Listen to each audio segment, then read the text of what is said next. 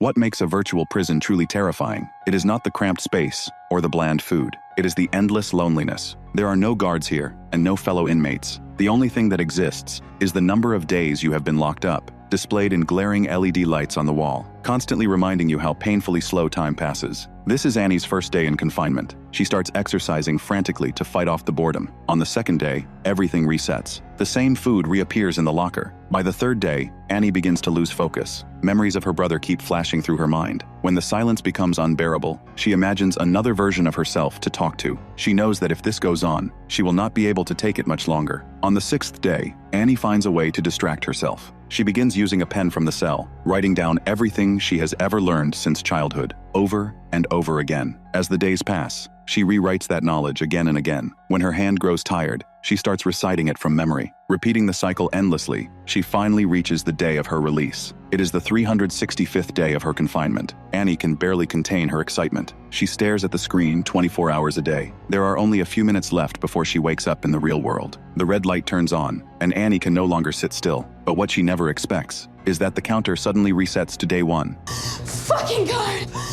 This must be a system error that has triggered a loop. Annie vents her rage on the display screen. After struggling for a long time, she is completely drained. A deep sense of helpless despair washes over her. Then suddenly, she feels a faint breeze. She traces it to the locker she just smashed. Peering inside, she notices a narrow gap. She tears away the covering and pushes aside the steel panel.